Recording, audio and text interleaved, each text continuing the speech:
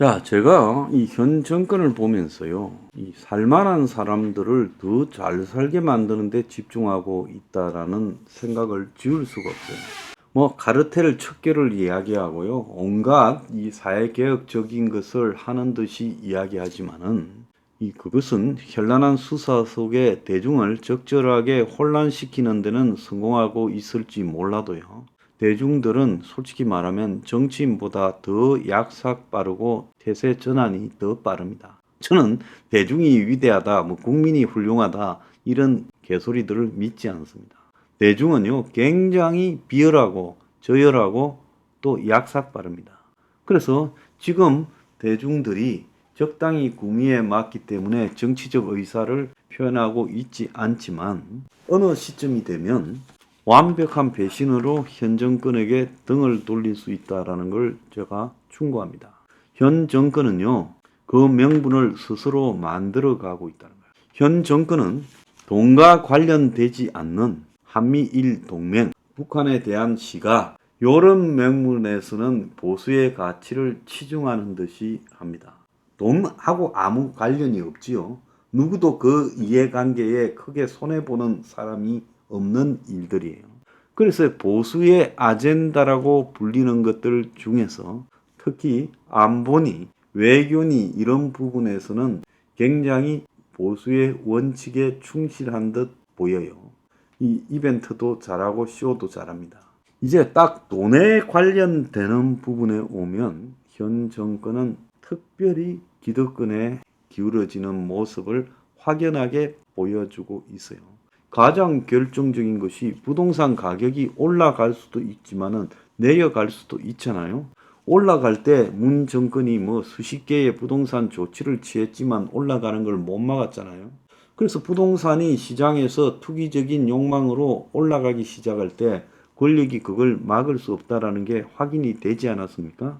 그런데 이제 올라가는 것은 항상 끝이 있지요. 어느 시점에서 더 올라가기는 무리다라고 싶으니까 저절로 내려왔지. 누가 부동산을 조사하고 탄압을 해서 내려오게 했습니까? 그러면 저절로 내려오는 부동산을 또 이 윤 정권이 그걸 못 내려오게 하겠다고. 과거에 문 정권이 부동산 가격이 실제보다 훨씬 더 올랐는데 사전에 한국 부동산은 자료를 며칠 전에 받아보고 그걸 갖다가 막상 발표할 때는 낮추어서 발표했어.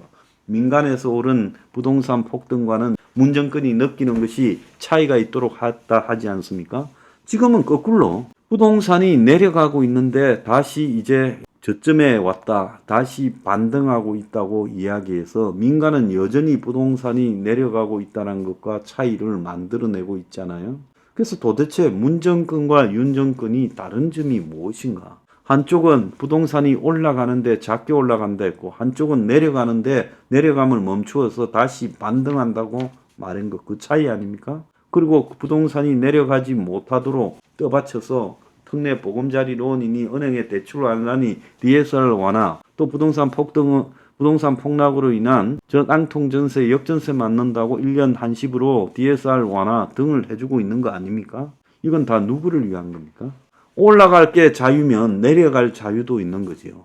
그런데 올라갈 때는 사실상 방치하고 내려올 때는 막겠다고 하면 이건 누구를 위한 겁니까? 결국 부동산을 투기 대상으로 삼는 사람을 위한 정권이라는 거 아니겠어요? 또 대표적인 게 있잖아요. 3억 정려입니다. 솔직히 말하면 있는 사람일수록 자기 자녀들한테 은행에서 수시로 현금을 갖다가 짤끔짤끔 찾아서 주고 있고 아니면 자기 명의로 된 카드를 주고 있고 명절이면 또 몇백만 원씩 주고 손자들까지도 몇백만 원씩 나눠주면서 그것을 지속적으로 반복하면서 돈을 자식들에 주고 어떤 사람은 자식 명의로 주식을 사주고 그래서 주식을 갖다가 짤끔짤끔 늘어주면서 정려를 하고 또 별의별 방법으로 자식 이름으로 자식이 직장이라도 어디 있으면 그 자식 이름으로 결국 부동산을 소유하게 하고 그런 일들을 통해서 이건 누가 가르쳐 주지 않아도 본능적으로 대한민국에 있는 사람들이 자식에게 자기의 부를 전수해 주고 있어요. 그래서 3억을 갖다가 정부가 결혼할 때 4년에 걸쳐서 양가 부모한테 1억 5천씩 해서 각자 3억을 갖다가 정리할 수 있다고 풀어주는 거. 이것도 정말 웃긴다는 거예요. 알아서들 다 해먹고 있는데 합법적으로 3억은 또 털어주겠다. 그래서 부가 이전되면 그들이 그 부를 써서 소비가 늘어나고 경제가 발전합니까? 그걸 갖고 또 투기하겠지요. 그래서 부모가 투기했듯이 자식들이 그런 돈이 생기면 그걸 갖고 투기를 하지 그 돈으로 경제를 살리는 데 쓰겠어요? 아예 3억에서 합법적으로 세금 한 푼 안 매기고 정려를 허용해 준다라고 하는 이거 여기에요. 솔직히 말하면 그렇게 해주는 3억의 출처가 어떻게 해서 그 돈을 쌓게 됐는지도 조사를 해봤습니까? 수많은 사람들이요, 세금을 회피해서 부자일수록 더 세금 회피하지, 가난한 사람이 세금 회피할 게 별로 있나요? 세금을 회피해서 부를 축적하고 쌓아두고 있다가 자식에게 현금으로 전달하지 않습니까? 그러면 정려를 할 때라도 일정하게 세금을 내는 것이 맞지요. 그러지 않습니까? 그것이 과하다면 그 비율을 낮춰줘야지 3억을 갖다가 정려를 무과세로 하겠다? 말이 되는 부분입니까? 그럼 이런 것들을 한다 칩시다. 한다 하더라도 우리 사회의 이 계급 세습과 관련되는 여러 가지 부작용들이 난무하고 있는데 그 중에 하나가 주거 문제가 대표적인 계급 세습과 관련되는 부작용이잖아요. 그러면 이 주거 문제를 적어도 해결해주고 있는 사람들이 자식들에게 정려하든 상속하는 부분을 해결해 준다라고 순차적으로 가야 되는 거 아니에요? 어떤 사람은 3억 정려도 찬성하고 원가주택도 찬성한다는 개소리라고 나는 보고 있습니다. 원가주택을 먼저 하고요. 싱가포르처럼 국가 공급 아파트들이 보편화되었을 때 그 다음에 상속이나 정려를 완화해 주는 게 맞지요. 세상 일은 앞뒤가 있고 선후관계가 있는 겁니다. 자, 필리핀 도우미도 마찬가지예요. 200만 원을 주고 필리핀 도우미를 갖다가요 쓸 수 있는 거 다른 거 다 빼고 경제적인 요인만 보더라도 월 200만 원이 넘는 돈을 필리핀 도우미에게 지급할 수 있는 여력을 가진 가구가 그 자녀들을 한참 키우는 40대 정도를 대상으로 한 거 아니겠습니까? 몇 명 되겠습니까? 몇 명 되겠어요? 그럴 바에야 친정어머니한테 주거나 아니면 그럴 바에야 시어머니한테 200 준다 하면 다 내가 봐줄게 하고 전부 취업할 거야. 딸한테 자식 키워주는 취업을. 지금은 그것도 안 주니까 그냥 용돈벌이로 하는 거죠. 자식의 손자에 대한 사랑과.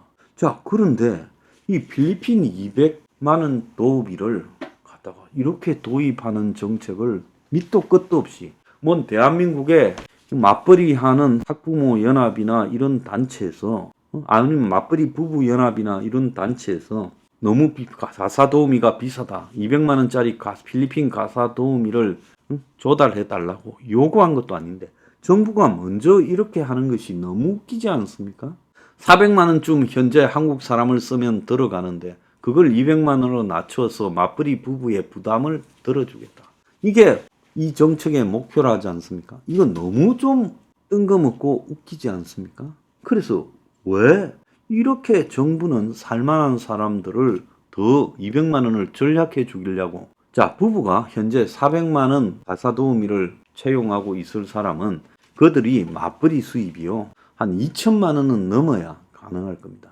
그런데 그런 사람들의 이 고통을 덜어준다고 그러면 부부 쌍방에 각기 한 돈 1,000만 원 가까이 버는 사람들의 고통을 덜어준다고 필리핀 가사도우미를 수입한다 이렇게 말을 하고 있는 거예요. 그래서 정말 가진 자들의 고충은 아주 그냥 샅샅이 다 분야별로 해결해 주면서 없는 사람들의 기본적인 주거조차도 이렇게 무시하고 가는 겁니까? 자, 국가적 보육이라는 부분도 완전히 깔아뭉개잖아요.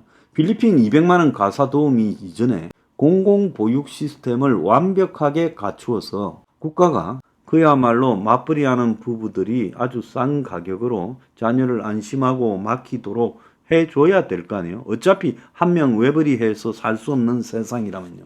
그런데 그렇게 하는 게 아니지 않습니까?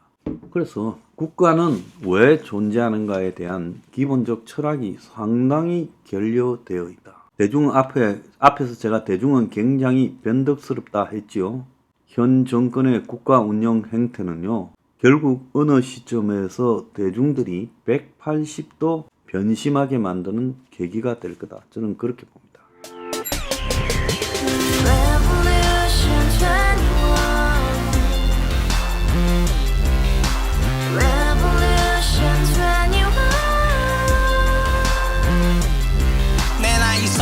월세 30 코인빚만 300 서울에 온 지 벌써 10년 아둥바둥 버텼지만 여전히 난 반지 하에 제왕 곰팡이 연문제약 내비랑 깡통망통 완전히 폭망 고시원 창문만큼 작아진 내 꿈 연애 결혼 내 집 모든 게 헛꿈 1년 전 떠난 여친 울며 말했지 같이 살자 평생 가본 게 꼭꼭꼭하지 Revolution 21 가바후스 700 나도 소유주 Revolution 21 가바후스 700 나의 소유주 택시기사 우라부지 마트 캐셔 우라무니 우리 집안 다 털어봤자 후줄 그래 개선민 내 미래 거기서 팍 끝난 거지 팍더 이상 노력 따윈 괴물이 스펙 찾아서 말리 비오는 날 알바 잘려 맨날 학원 날 개쳐 발려 밤비 내리는 양화대교 홀로 걷고 있을 때 현수막에 아로새기 센 평당 700짜리 아파트 다같이 소리 질러 혁명 21 Revolution 21 가바후스 700 나도 소유주 Revolution 21 가바후스 700 나의 소유주 You and I, we live together in the house. Brand new day, and your dream had just begun. Revolution 21, only open happiness.